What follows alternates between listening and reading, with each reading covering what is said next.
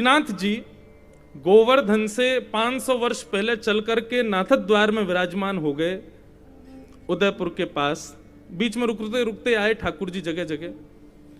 तो रसोई घर निर्माण हो रहा था, तो गुसाई जी ने सबको निवेदन किया कि भाई सब ब्रजवासी अपने घर में अपरस में सामग्री बना करके लाओ, और एक एक दिन एक एक घर की सामग्री ठाकुर जी को भोग में जाएगी जब तक रसोई निर्माण हो रही है। नया नया ठाकुर जी विराजमान हुए नई जगह, तो जब तक रसोई बढ़िया सिद्ध ना हो जाए तब तक वैष्णव अपने घर से अपरस में सामग्री लाओ, ठाकुर जी का भोग लगे। तो एक दिन एक वैष्णव की सेवा आ गई। अब वो बेचारा इतना गरीब था कि उसके घर में सामग्री नहीं। अच्छा, ठाकुर जी को इतनी ऐसे तो कटोरीन में सामग्री थोड़ी जाती है, पूरे बड़े बड़े महाराज भगोना भर के सामग्री जाती, और श्रीनाथ जी को जो भोग लगता वही भोग फिर सारे वैष्णवों में बंटता। उसके यहां सेवा तो थी नहीं, सामग्री नहीं थी, ना धन था।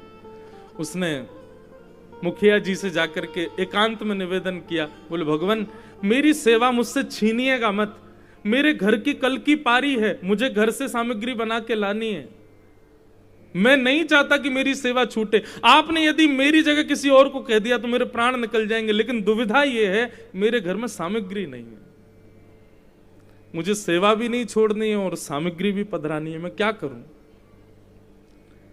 तो मुखिया जी बोले भैया अकेले ठाकुर जी की बात हो तो भाव की सामग्री ठाकुर जी स्वीकार कर लेते हैं, पर यहां तो सब वैष्णवों में भी बांटना है, ये सब भी ठाकुर जी की प्रसादी पे ही निर्भर हैं, इनको क्या पवाएंगे। थोड़ी देर विचार करने के बाद मुखिया जी बोले चलो ठीक है।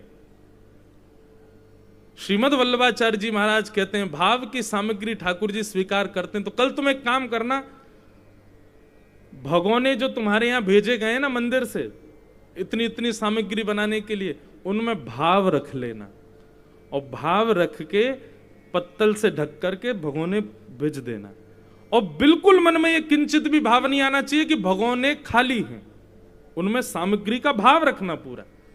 ठीक है।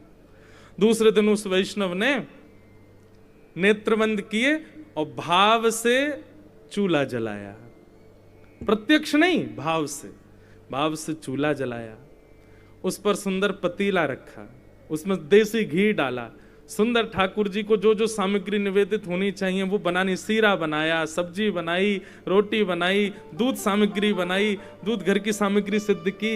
इस प्रकार से ठाकुर जी के लिए बहु व्यंजन, जितने पात्र आए थे उतने पात्रों में भाव से सामग्री बना रहा था।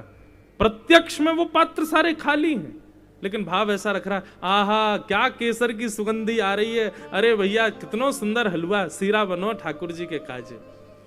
दूसरे पात्र में कढ़ी डालो, ओ हो कैसी गाढ़ी गाढ़ी कढ़ी आई है ठाकुर जी, वहां में कैसे पकौड़ा तैर रहे हैं, आहा कितनी बढ़िया लग रही है कुछ भी नहीं। इस प्रकार समस्त सामग्रियों को सिद्ध करके खाली पत्तलों को ऊपर रख के सूतरी से बांध करके भगोने उठा उठा करके कंधे पर मंदिर में ले जा करके श्रीनाथ जी के सन्मुख पधरा दिए और कहा भगवान सामग्री आरोग्य। गुसाई जी ने पत्तल सब हटा दी, कपाट बंद करके ठाकुर जी का बाहर चिंतन करने लगे। मुखिया जी के भी नेत्र सजल हैं, उस सेवक के भी नेत्र सजल हैं, ठाकुर जी आप सेवा स्वीकार करना। सेवक के मन में एक बार भी किंचित भाव नहीं आया कि सामग्री बर्तनों में खाली है, कुछ भी नहीं है, ऐसा भाव ही नहीं आया। उसको लगा वास्तव में है। वो तो जब बाहर बैठा था तो गुसाई जी से बार बार कहे आप सुन रहे हैं,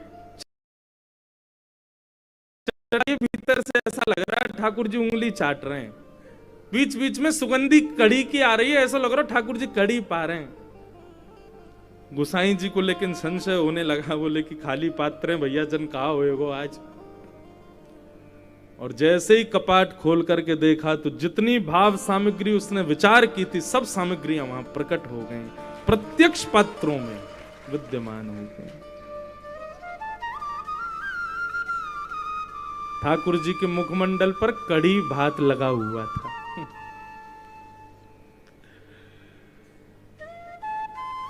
यह है अर्चन भक्ति। सामग्री कितनी महंगी है, सामग्री कितनी विशिष्ट है, यह जरूरी नहीं है। आपका भाव कैसा है। और भाव निर्मित तब होगा जब श्रवणम, कीर्तनम, स्मरणम, पाद सेवन, ये 4 भक्ति जीवन में आई। मतलब सब भक्तियां आवश्यक है।